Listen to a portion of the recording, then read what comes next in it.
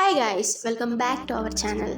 ఈరోజు మీకోసం నేను రీసెంట్గా రిలీజ్ అయిన హెడ్ ఓవర్ హీల్స్ అనే ఒక కొరియన్ డ్రామాని ఎక్స్ప్లెయిన్ చేయబోతున్నాను. స్టోరీలోకి వెళ్లే ముందు ఫస్ట్ హెడ్ ఓవర్ హీల్స్ అంటే ఏంటి అన్నది తెలుసుకుందాము. ఇక్కడ హెడ్ ఓవర్ హీల్స్ అంటే ఒక ఈడియం. ఈ idiom meaning falling in love deeply with someone అని. ఈ డ్రామాని కంప్లీట్గా చూశాక ఈ ఈడియం ఈ డ్రామాకి సూట్ అయ్యిందో లేదో మీరే చెప్పండి. సో లేట్ చేయకుండా let's get in to the story. ఇక ఫస్ట్ ఎపిసోడ్ స్టార్ట్ అవుతూనే హీరోయిన్ పక్ సోయాని చూపిస్తారు. తను షామన్ కాస్ట్యూమ్ లో ఒక రిచువల్ ని చేస్తూ ఉంటుంది. ఇక్కడ షామన్ అంటే దయ్యాలను వదిలించే వాళ్ళు, అంటే వాళ్ళకు దయ్యాలు కనిపిస్తాయి. సో ఇక్కడ మన హీరోయిన్ ఆ రిచువల్ ని చేస్తూ అక్కడ ఉన్న ఒకతని బాడీని పొసెస్ అయిన గోస్ట్ ని అతనిలో నుండి పంపించేయడానికి ట్రై చేస్తూ ఉంటుంది. అప్పుడే సడన్ గా తన అలారం రింగ్ అవుతుంది. అప్పుడు తను ఆ గోస్ట్ తో, నువ్వు ఇంకొక 10 minutes లో ఈ బాడీని వదిలి వెళ్ళిపో, నాకు ఇంతకన్నా చాలా ఇంపార్టెంట్ వర్క్ ఇంకొకటి ఉంది అంటే ఆ గోస్ట్ కోపంగా, ఈ రిచువల్ కన్నా ఇంపార్టెంట్ వర్క్ నీకేముంది అని అంటూ ఆమెని లాగుతూ ఉంటాడు. కానీ బై మిస్టేక్ లో తన కాస్ట్యూమ్ ని లాగేస్తాడు. ఆ కాస్ట్యూమ్ ని లాగేగానే తను ఒక హై స్కూల్ యూనిఫామ్ లో కనిపిస్తుంది.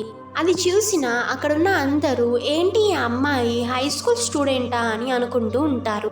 ఇక సోయా, అవును నేను ఒక స్టూడెంట్, నాకు ఎగ్జామ్ ఉంది, నాకు అది చాలా ఇంపార్టెంట్ అని అంటుంది. అలా అందరికి చెప్పేసి రిచువల్ మధ్యలోనే ఆపేసి అక్కడ నుండి వెళ్ళిపోతుంది. ఇక స్కూల్ కి లేట్ అవ్వడంతో చాలా ఫాస్ట్ గా పరిగెడుతూ ఉంటుంది. స్కూల్ గేట్స్ అన్ని క్లోజ్ చేయడంతో ఆ స్కూల్ గోడని ఎక్కి దూకేస్తుంది. ఆ గోడ దగ్గర తన ఫ్రెండ్ అయిన ప్యూ జీహో వెయిట్ చేస్తూ ఉంటాడు. అతను ప్రతిరోజు తనకి హెల్ప్ చేస్తూ ఉంటాడు. అలా వాళ్ళిద్దరూ క్లాస్ రూమ్ లోకి ఎంటర్ అవుతుంటే చాలా మంది అమ్మాయిలు జీహో దగ్గరికి వచ్చి సోయాని ఇగ్నోర్ చేసి జీహోని తీసుకొని వెళ్ళిపోతారు. ఇప్పుడు మన సోయా లోపల కొంచెం బాధగా ఉన్నా కూడా పైకి ఎప్పుడు నవ్వుతూనే ఉండాలి అని అనేసి ఒక స్మైల్ ని ఇచ్చి లోపలికి వెళ్తుంది. ఇక తన ఎగ్జామ్ ని కంప్లీట్ చేసుకొని తను ఇంటికి రిటర్న్ వెళ్తుంది. తను ఇంటికి వెళ్ళగానే వాళ్ళ మదర్ తన్ని తిడుతూ ఉంటుంది. ఇక్కడ వీళ్ళ మదర్ తన బయాలజికల్ మదర్ కాదు, తను ఒక స్పిరిచువల్ మదర్ అయి ఉంటుంది. ఆ మదరే సోయాని చిన్నప్పటి నుండి పెంచుతూ వచ్చింది. అలాగే తనకి ఈ షామన్ రిచువల్స్ అన్ని ఎలా చేయాలో తినే నేర్పిస్తూ ఉంటుంది. సో ఇక్కడ మన హీరోయిన్ మార్నింగ్ రిచువల్ ని సగంలో వదిలేసి వెళ్ళిపోయినందుకు, ఎందుకు అలా వెళ్ళిపోయావు, క్లయింట్స్ కి హెల్ప్ చేయడం మన ఫస్ట్ ప్రయారిటీ అని నీకు ఎన్నిసార్లు చెప్పాలి అని తిడుతూ ఉంటుంది. అయితే హీరోయిన్, నన్ను ఏం చేయమంటావు, నాకు ఈ రోజు ఇంపార్టెంట్ ఎగ్జామ్ ఉంది, ఎగ్జామ్ కి లేట్ అవుతుంది అనేసి మధ్యలోనే వదిలేసి వెళ్ళిపోయాను. నాకు షామన్ లైఫే కాదు, ఒక ఆర్డినరీ స్టూడెంట్ లైఫ్ ని కూడా గడపాలని ఉంది. నాకు కూడా అందరిలాగే కాలేజ్కి రోజు అటెండ్ అవుతూ కాలేజ్లోని ఫెస్టివల్స్ని ఫ్రెండ్స్తో ఎంజాయ్ చేయాలని ఉంది అని చెప్తుంది. సో అలా మన హీరోయిన్ ఒక షామన్ లైఫ్ని అలాగే ఒక ఆర్డినరీ స్టూడెంట్ లైఫ్ని లీడ్ చేస్తూ ఉంటుంది. మార్నింగ్ అంతా స్కూల్కి వెళ్ళి అండ్ ఈవినింగ్ టైంలో తన ట్రైన్లో క్లయింట్స్తో ఇంటరాక్ట్ అయ్యి వాళ్ళ ప్రాబ్లమ్స్ అన్ని విని సాల్వ్ చేయడానికి ట్రై చేస్తూ ఉంటుంది. ఇక ఆ రోజే మన హీరో బెక్యోంగ్ అండ్ వాళ్ళ నాన్నమ్మతో కలిసి వస్తాడు. అలా మన హీరో ట్రైన్లోకి ఎంటర్ అవుతుంటే మన హీరోయిన్ చూసి shining eyes, sharp nose, plum lips, ఏంటి తను ఇంత హ్యాండ్సమ్గా ఉన్నాడు అంటూ మెస్మరైజ్ అవుతూ ఉంటుంది. కళ్ళార్పకుండా అతనే చూస్తూ ఉంటుంది. కానీ ఇక్కడ తను అబ్జర్వ్ చేస్తుంది అతను అప్ అండ్ డౌన్ గా నడుస్తూ లోపలికి ఎంటర్ అవుతున్నాడు అని. హీరోయిన్ చాలా షాక్ లో ఉంటుంది. ఎందుకంటే అలా ఎవరైనా అప్సైడ్ డౌన్ నడుస్తూ వస్తే దాని అర్థం వాళ్ళు బాగా ఈవిల్ స్పిరిట్ పొసెస్ అయి ఉన్నారు అండ్ చాలా త్వరలోనే చనిపోబోతున్నారు అని అర్థం. సో ఇక్కడ మన హీరోయిన్ అనుకుంటుంది, ఇంత హ్యాండ్సమ్ గా ఉన్న అతను ఎలా చనిపోతాడు, ఎలాగైనా సరే నేను అతనికి హెల్ప్ చేసి నేను అతన్ని సేవ్ చేసుకుంటా అని అనుకుంటుంది. ఇక వాళ్ళిద్దరూ వచ్చి మన సోయాతో మాట్లాడుతూ ఉంటారు.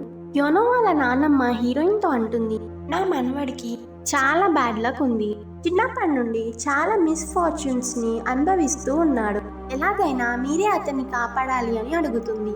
ఇప్పుడు సోయా యోనోతో మాట్లాడుతూ ఆమెకు చిన్నప్పుడు జరిగిన ఒక ఇన్సిడెంట్ గురించి అతని ఒపీనియన్ తెలుసుకోవడానికి అడుగుతుంది. ఒక రోజు రోడ్ పైన వెళ్తూ ఉంటే ఒక స్ట్రేంజర్ రోడ్ పక్కన కూర్చొని ఏడుస్తూ ఉంటే నువ్వేం చేస్తావని అడుగుతుంది. దానికి మన హీరో, స్ట్రేంజర్ కాబట్టి వాళ్ళు ఎందుకు ఏడుస్తున్నారో నాకు తెలీదు.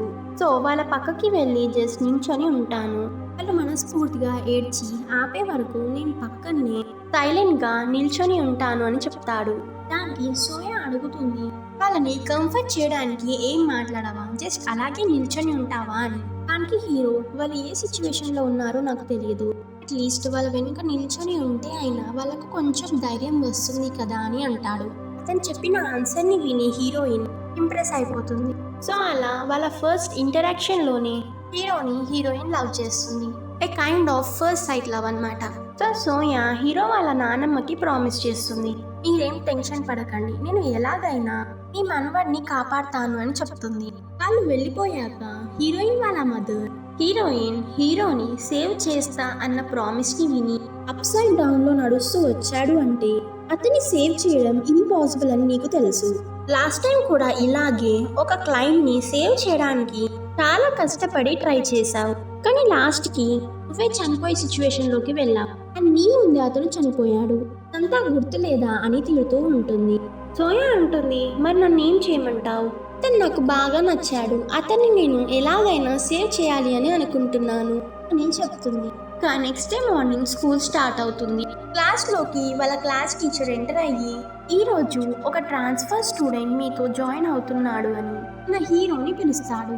అతన్ని చూసి క్లాస్ రూమ్లోని అందరూ చాలా హ్యాండ్సమ్గా ఉన్నాడు అని అనుకుంటూ ఉంటారు. కానీ ఇక్కడ సోయా మాత్రం అతన్ని చూసి షాక్ అయ్యి వెంటనే నిల్చొని నువ్వేంటి ఇక్కడ అని అంటుంది. క్లాస్ అందరి ముందు తను నిల్చునేసరికి స్టూడెంట్స్ అందరూ ఏంటి హ్యాండ్సమ్ పర్సన్ని చూసి అటెన్షన్ సీకింగ్ కోసం ఇలా చేస్తున్నావా అని నవ్వుతూ ఉంటారు. ఇక్కడ వాళ్ళందరినీ చూసి తను ఎవరో తెలియకపోయినా కూడా తెలిసినట్టే పలకరిస్తూ ఉంటాడు. క్లాస్ అయిపోయాక హీరోయిన్ అతనితో మాట్లాడబోతుంటే, నువ్వెవరో నాకు తెలీదు, కానీ ఆ సిచ్యువేషన్లో నిన్ను సేవ్ చేయడానికి నువ్వు తెలిసినట్టుగా మాట్లాడాను, అయినా క్లాస్ మొత్తం నేను అటెన్షన్ సీకర్ అని ఏదేదో అంటూ ఉంటే నువ్వు రివర్స్లో వాళ్ళని ఏదో ఒకటి అనకుండా అలా చిరాగ్గా స్మైల్ ఎందుకు ఇస్తున్నావు అని అక్కడ నుండి వెళ్ళిపోతాడు. ఇక తర్వాత హీరోయిన్ తన ఫ్రెండ్ అయిన జీహోతో, అతనికి నేనెవరో తెలియకపోయినా నన్ను కాపాడడానికి నేను తెలియకపోయినా యాక్ట్ చేశాడు, అతను చాలా కూల్ కదా అని అంటూ ఆమె అతన్ని లవ్ చేస్తున్న విషయం జియోకి చెప్తుంది. ఇక్కడ హీరోయిన్ ఒక షామన్ అని జియోకి తెలుసు. ఆ స్కూల్లో క్లాసెస్ అయిపోయాక కొంతమంది స్టూడెంట్స్ కలిసి గ్రౌండ్లో ఆర్చరీ ప్రాక్టీస్ చేస్తూ ఉంటారు. వాళ్ళు ప్రాక్టీస్ చేస్తూ ఉంటే హీరో దూరంగా నిలబడి వాళ్ళని చూస్తూ ఉంటాడు. యాక్చువల్లీ చెప్పాలంటే పాస్ట్లో హీరో కూడా ఆర్చరీ ప్రాక్టీస్ చేస్తూ ఉండేవాడు. అతను పార్టిసిపేట్ చేసిన ప్రతి ఒక్క కాంపిటీషన్లో గోల్డ్ మెడల్ని విన్ అయి ఉంటాడు. కానీ కొన్ని రీజన్స్ వల్ల ఆ ప్రాక్టీస్ని ఆపేస్తాడు. స్కూల్ అంతా అయిపోయాక హీరో రోడ్ పైన నడుస్తూ వెళ్తూ ఉంటే ఒక సైన్ బోర్డ్ పైన ఒక గోస్ట్ కూర్చొని ఆ బోర్డ్ బ్రేక్ చేసి ఎలాగైనా హీరో పైన పడేయాలని ఆ గోస్ట్ ట్రై చేస్తూ ఉంటుంది. ఆ ముందు రోడ్ నుండి వస్తున్న హీరోయిన్ అది గమనించి ఫాస్ట్గా పరిగెత్తుకుంటూ హీరో దగ్గరికి వెళ్ళి తన్ని పక్కకు తోసేస్తుంది. అక్కడ సైన్ బోర్డ్ హీరోయిన్ పైన పడుతుంటే హీరో తన్ని కాపాడతాడు. అలా హీరో నెక్ పైన కొంచెం స్క్రాచ్ పడుతుంది. చూసి హీరోయిన్ అతనికి సారీ చెప్తూ ఉంటుంది, కానీ హీరో మాత్రం తనని తిడుతూ ఉంటాడు. నన్ను సేవ్ చేయడానికి నీ లైఫ్ ని రిస్క్ లో పెట్టాల్సిన అవసరం ఏముంది, నువ్వేమన్నా పిచ్చిదాన్వా అని తిడుతూ ఉంటాడు. అలా తిట్టి అక్కడ నుండి వెళ్ళిపోతాడు. ఇప్పుడు హీరోయిన్ అతన్ని చూస్తూ, అతనికి చాలా మిస్ఫార్చ్యూన్ ఉంది కదా, సో అతని చుట్టూ ఇలాంటి ఇన్సిడెంట్స్ ఇంకా ఎన్నో జరుగుతూనే ఉంటాయి, అందుకే అతను కొంచెం కూడా భయపడకుండా ఇలా రియాక్ట్ అయ్యాడు అని అనుకుంటుంది. ఆ రోజు రాత్రి సోయా హీరోని ఎలాగైనా సరే కాపాడాలి అని ఫిక్స్ అయిపోయి బాగా ఆలోచించి ఇంకొక ఫేమస్ షామన్ అయిన అతని దగ్గరికి వెళ్ళి తన సిచ్యువేషన్ని అంతా అతనికి ఎక్స్ప్లెయిన్ చేసి హెల్ప్ చేయమని అడుగుతుంది. అతను నేను చెయ్యా అని చెప్పినా కూడా చాలా డబ్బులు ఇచ్చి అలాగే ఎంతో ఫోర్స్ చేస్తూ అతనితో కొన్ని పవర్ఫుల్ అమ్యులెట్స్ని రాపిస్తుంది. ఇక్కడ అమ్యులెట్స్ అంటే మంత్రించి పెట్టిన పేపర్స్ పైన ప్రాబ్లంతో ఉన్న పర్సన్కి తగ్గ మంత్రాన్ని రాసిస్తారు. ఆ పేపర్స్ని మనం ప్రొటెక్ట్ చేయాలి అని అనుకున్న వాళ్ళ దగ్గర పెడితే వాళ్ళని నెగిటివ్ ఎనర్జీ నుంచి ప్రొటెక్ట్ చేయొచ్చు. సో అవన్నీ హీరోయిన్ అతనితో రాపిస్తుంది. ఆ నెక్స్ట్ డే మార్నింగ్ స్కూల్లో ఒక స్టూడెంట్ రెస్ట్ రూమ్లో కళ్ళు తిరిగి పడిపోతాడు. సో అతని అంబులెన్స్లో హాస్పిటల్కి తీసుకెళ్తూ ఉంటారు. యాక్చువల్గా దాని బిఫోర్ డే అతను రెస్ట్ రూమ్ లో ఒక వాటర్ గోస్ట్ ని చూశానని భయపడి మిగతా స్టూడెంట్స్ కి చెప్తాడు. కానీ దాన్ని ఎవరు పట్టించుకొని ఉండరు. ఒక హీరోయిన్ క్లాస్ రూమ్ లోకి ఎంటర్ అవుతూ హీరోని చూస్తూ, యోనా నువ్వు ఇంకేం భయపడకు, నీకోసం నేను పవర్ఫుల్ ఆమ్యులెట్స్ ని తీసుకొచ్చాను, నేను ఎలాగైనా నేను సేవ్ చేసుకుంటాను అని అనుకుంటూ లోపలికి వస్తూ ఉంటుంది. అని తను నైట్ అంతా ట్రావెల్ చేసి నిద్రపోకపోవడంతో కళ్ళు తిరిగి పడిపోబోతుంది. అప్పుడే జీహో తన్ని పట్టుకుంటాడు. ఆ తర్వాత తనని నర్స్ రూమ్ లోకి తీసుకెళ్లి రెస్ట్ తీసుకోమని చెప్తారు. హీరోయిన్ అక్కడే పడుకొని రెస్ట్ తీసుకుంటూ ఉంటుంది. కానీ తను నిద్రలో ఆమెకి చిన్నప్పుడు జరిగిన ఇన్సిడెంట్ ని తలుచుకుంటూ ఏడుస్తూ ఉంటుంది. అయితే చిన్నప్పుడు తన పేరెంట్స్ తనని వదిలేసి వెళ్ళిపోయి ఉంటారు. సో తను అది తలుచుకొని బాగా బాధపడుతూ ఉంటుంది. నేను ఇంకెప్పుడు గోస్ట్ ని చూడను, గోస్ట్లు ఉన్నాయని కూడా చెప్పను, ప్లీజ్ నన్ను వదిలేసి వెళ్ళిపోవద్దు అని ఏడుస్తూ ఉంటుంది. ఇక కాసేపటికి తను నిద్ర లేచి చూస్తే ఆ పక్కన ఒక పేపర్ పైన మెసేజ్ ఉంటుంది. నువ్వు రెస్ట్ తీసుకుంటున్నావు కదా, నేను క్లాస్కి వెళ్తున్నాను అని జీహో మెసేజ్ రాసి ఉంటుంది. ఆ తర్వాత సోయా రియలైజ్ అవుతుంది, క్యోనోకి ఆమ్యులెట్స్ ఇద్దామని అనుకున్నాను కదా కానీ మిస్ అయ్యింది అని అనుకుంటుంది. సో అదే రోజు రాత్రి శ్రేన్కి వాళ్ళ నాన్నమ్మ వస్తుంది. కాల్ చేసి ఆమ్యులెట్స్ ని ఇస్తా అన్నారు కదా అందుకే వచ్చాను అని అంటుంది. కానీ మన హీరోయిన్ మాత్రం లేదు, మీరు ఒక్కరే వస్తే కుదరదు, నేను మీ మనవడిని చూడాలి, తను ప్రెసెంట్ ఏ సిచ్యువేషన్ లో ఉన్నాడు అని నేను అబ్జర్వ్ చేయాలి, అతను కూడా ఇక్కడికి రావాల్సిందే అని చెప్తుంది. సో హీరో వాళ్ళ నాన్నమ్మ హీరోకి కాల్ చేసి రప్పిస్తుంది. ఇక హీరో హీరోయిన్ ష్రైన్ కి వస్తాడు. అక్కడికి వచ్చాక ఆ అంబులెన్స్ అన్నిటిని చూసి ఇవి ఎంత అవుతాయి, కాస్ట్ ఎంతో చెప్పండి, ఒక్కొక్కటి 10,000 లేదా 1 lakh, మా దగ్గర నుండి డబ్బులు లాగడానికే కదా ఇలా అబద్ధాలు చెప్పి మమ్మల్ని మోసం చేసేది, మీలాగా మోసం చేసే వాళ్ళంటే నాకు ఇష్టం లేదని చెప్పి వాళ్ళ నాన్నమ్మని తీసుకొని అక్కడ నుండి వెళ్ళిపోతాడు. వాళ్ళు వెళ్ళిపోయాక సోయా బాధగా కూర్చొని ఉంటుంది.